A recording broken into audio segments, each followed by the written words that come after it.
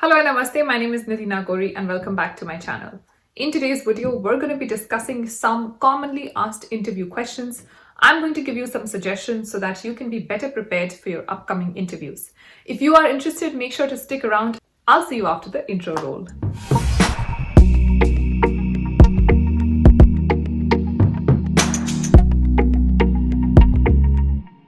A lot of you have been asking me questions about how can you prepare for interview, how can you do mock interviews, etc. So I thought, why not make a small video with just 3 most commonly asked interview questions and then help you guys understand how can you answer these questions.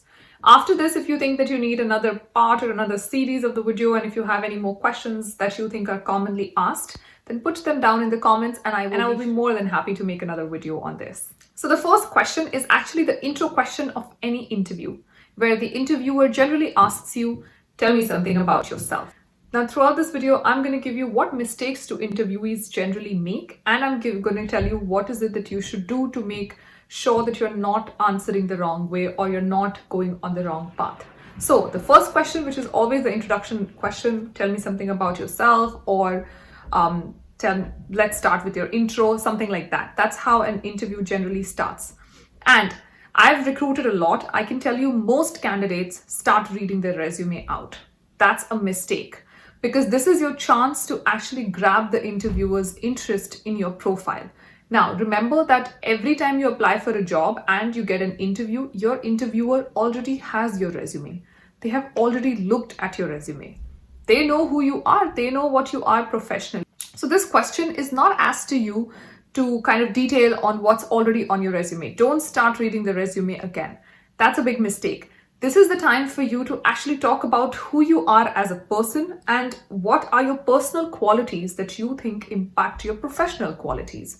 Here is a sample of how you should start your introduction. Now, I want to say that if you are somebody with experience, so if you have about 5 years of experience, your introduction should be 1.5 minutes long. If you are a fresher or if you have less than 5 years of experience, your introduction should be about 1 minute long at max. Here is my sample introduction. Make sure to customize it for yourself. Hey, thank you so much for taking out the time today for giving me this opportunity of coming down here, having a conversation with you. I really appreciate your time and I really appreciate the chance to be able to talk about this opportunity in details. My name is Nidhi. I'm actually a chartered accountant from India. I come from a very small village in West Bengal, India called Baudia. That's where I was raised up until my teenage. As a child, I loved mathematics. It was my favorite subject and I was absolutely fantastic in it. So naturally, accounting or commerce, as you may call it, became a natural choice for me in class 11 and 12. I didn't think I was a science types. I absolutely wasn't interested in physics and chemistry and biology. It was math and it was numbers that really piqued my interest. So I ended up taking commerce. When I started doing accounting in class 11, I realized that's where my heart lay. And so chartered accountancy again became a very natural and obvious choice for me. Once I completed my 11th and 12th, I enrolled in St. Xavier's College for BCom and also started my chartered accountancy side by side. The best part about our CA course is that it gives us exposure through articleship, which goes on for 3.5 years. And in those 3.5 years, I got to do audits, internal and external, of so many industries, including manufacturing, healthcare, education, government, you name it, and I've worked in that industry. I also got to travel across the country during those 3.5 years for my article. Pleased to say, my articleship was quite an enlightening experience. And I knew that audit is somewhere where my heart lay, but I wasn't sure. So once I completed my CA, I actually joined a Big Four for 6 months. I worked there in their external audit team. But because I was still very young, I wanted to be sure that audit is what I actually like. So after doing 6 months in a Big Four, I moved to a company, a hedge fund group, who was setting up their internal controls and finance team in India. I worked for them in India for 1.5 years.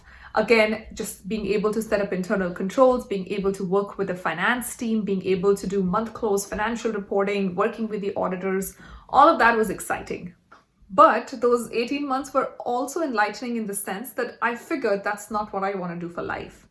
So I moved to the US and started working in a Big Five in audit again.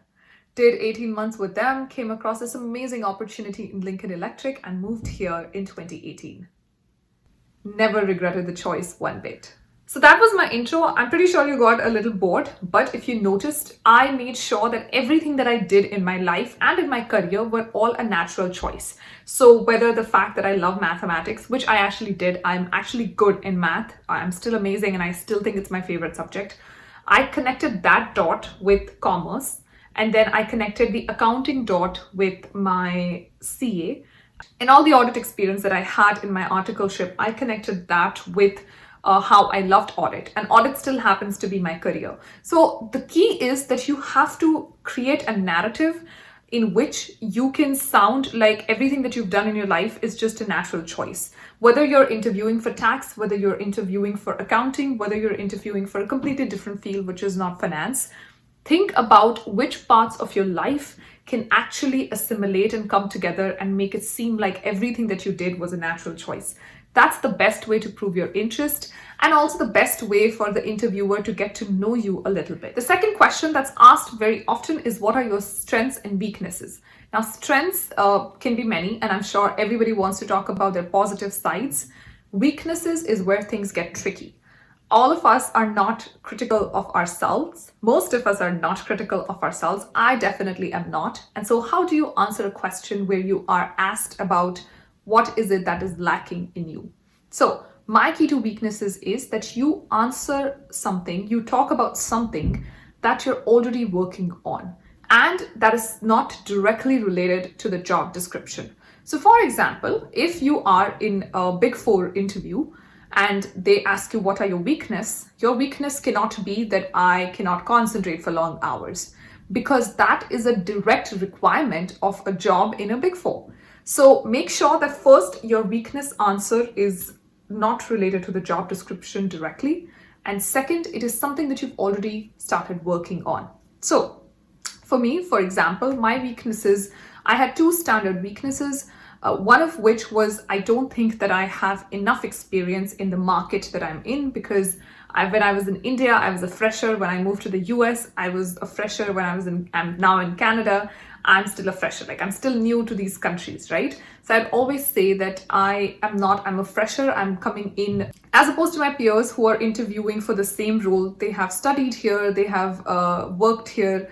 So they have a lot more experience, a lot more local experience than me. I'm still, so to say, a fresher in the market, but I think I make up for it because I have experience of different countries. I have worked in different countries. I've worked across different function lines. I've worked across different cultures, and I can work with all kinds of people. The other weakness that I generally used to mention initially at the start of my career, and not anymore because I don't think that weakness exists, is the fact that I wasn't well versed with micromanaging. I would probably tend to micromanage people because I wasn't well versed with managing. Now, this is a good weakness to start off on if you are a fresher, because obviously any fresher cannot be good in managing their team very well, just because you're not well versed with managing overall. So you may tend to micromanage.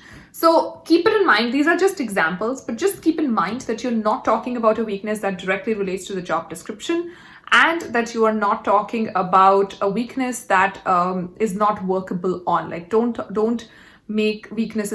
about weaknesses like, oh, I tend to get very angry. I've had people tell me that. I've had interviewees tell me that I tend to get very angry, or my volume blows up, like I start screaming, or I have emotional breakdowns, I have mental breakdowns. These are not appropriate weaknesses that you should be talking about in an interview. Now let's come to question number 3. What questions can you ask? When an interview ends and the interviewer generally asks you, so do you have any questions for me? This is the time for you to actually interview back. A lot of people think that if you ask 1 or 2 questions, it's enough. I don't think so. I think this is where you start interviewing the interviewer. And obviously don't be demanding, but you're just trying to get a lot of information. So first, I would say be well prepared in the sense that read up recent media reports and ask questions about what you think about the growth of the company. What is it that has held you here? What is it in the company or in the work style that has held you in the company for so long? Where do you see the company going after 5 or 10 years down the line? And where do you see yourself going? Or things like, what is a typical day in your work life like? what is it that you do at work every day, or what's the work-life balance like.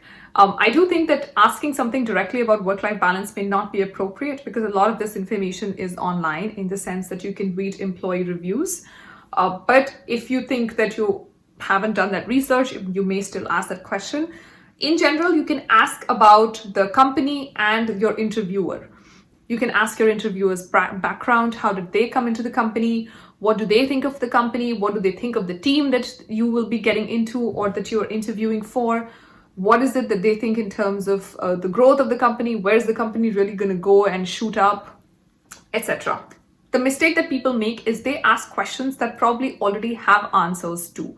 So for example, if people ask, oh, hey, do you have any lawsuits against you, or do you think that there are any lawsuits that I need to be aware of? All of this information, if you just Google and go to the news section, just write the company's name and go to the news section, you'll be able to find all of this information. Or people start asking about what's the work culture like.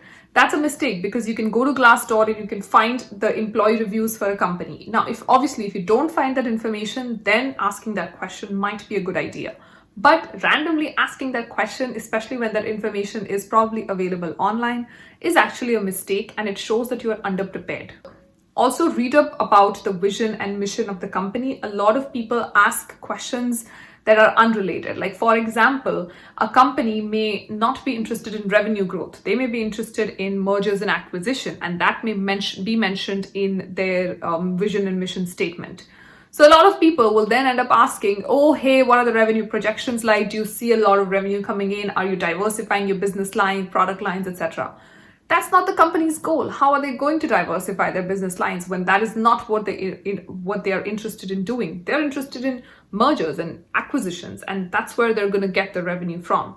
So in general, do not ask questions that will make you seem a little silly, and ask questions that are actually questions that you want to ask. Ask about the company, ask about the people, ask about what your work life is going to look like if you work for them. That's all for this video. I hope this video was of help to you, and if it did, then please don't forget to hit the subscribe button and share the video with a friend. If you have any other questions that are commonly asked in an interview that you'd like me to answer, please make sure that you put them down in the comment box below. I'll see you in the next video. Until then, take care of yourself, stay safe, namaste.